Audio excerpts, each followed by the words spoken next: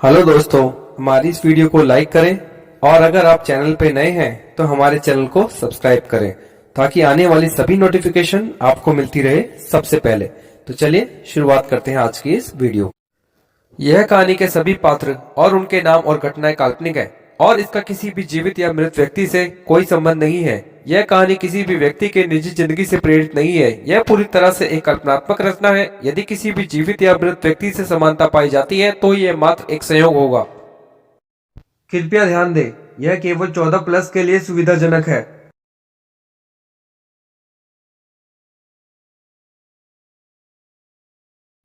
जीजा और साली का हवस भरा खेल। विजय और रति के नाजायज संबंधों ने अमृता के विश्वास का खून कर डाला, मगर अमृता को अपने रास्ते से हटाने वाले लोग यह बात भूल गए कि अमृता ने भी उनकी मौत का सामान खरीद लिया है। एक शाम मैं सीडी पर अपनी मनपसंद फिल्म बंदिनी देख रही थी कि अपने सामने के खाली पड़े 2 मंजिले मकान के सामने ट्रक रुकने और कुछ देर बाद अपने दरवाजे पर दस्तक पड़ते ही मैं समझ गई कि अब मैं पूरी फिल्म नहीं देख पाऊंगी। खिन्नता पूर्वक मैं दरवाजा खोला तो सामने ट्रक ड्राइवर को खड़े पाया।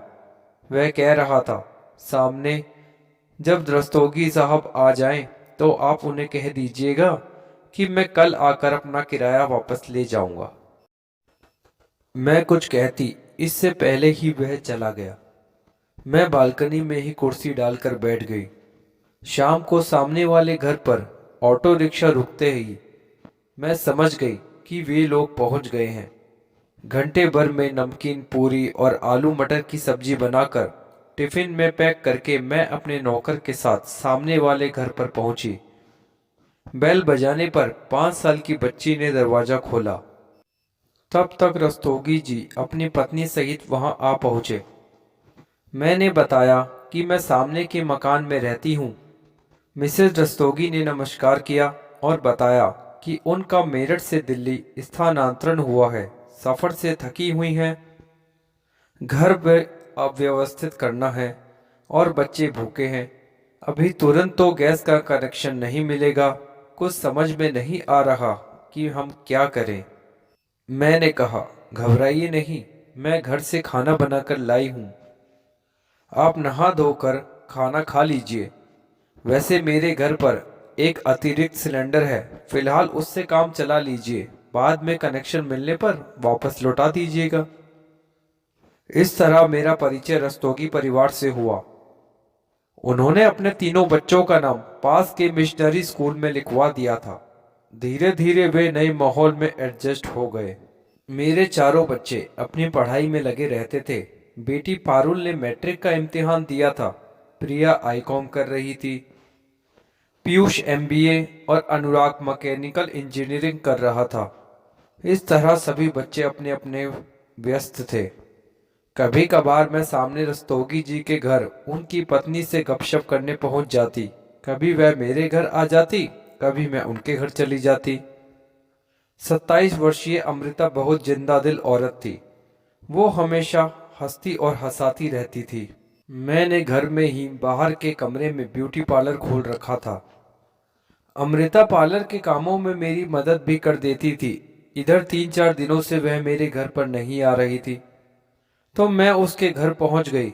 बेल बजाने पर एक अपरिचित चेहरे ने दरवाजा खोला। मैं अंदर गई, तभी किचन से ही अमृता ने आवाज लगाकर मुझे वहीं बुला लिया। मैं किचन में गई। अमृता आलू गोभी के पकोड़े तल रही थी। उसी ने बताया कि उसकी छोटी बहन रति का दाखिला उन लोगों ने यही करवाने का फैसला लिया है। कॉलेज के हॉस्टल में रहने की बजाय वह उनके साथ ही रहेगी। अमृता का अब पार्लर या मेरे घर आना जाना बहुत कम हो गया था। अब वह अपनी बहन, बच्चे और पति की तीमारदारी में ही लगी रहती थी।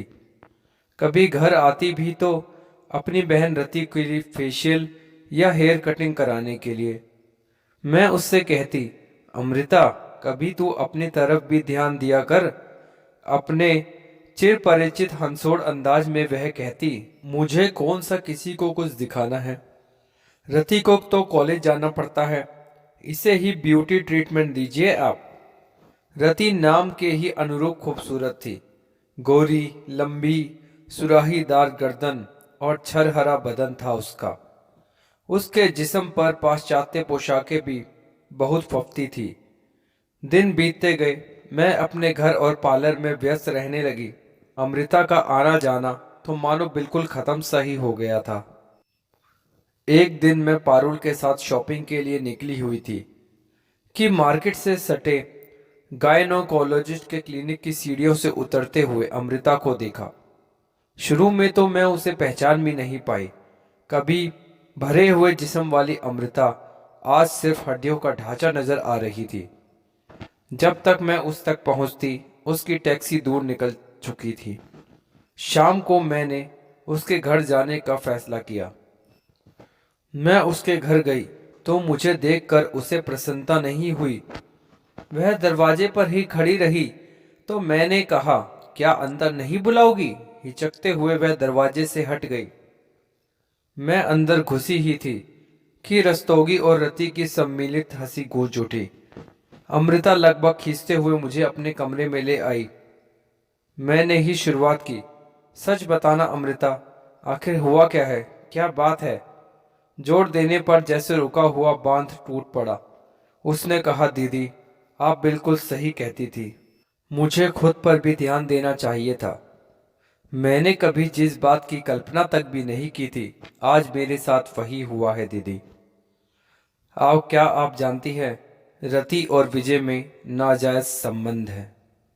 आगे की कहानी देखने के लिए देखना न भूले जीजा और साली का हवस भरा खेल पार्ट 2।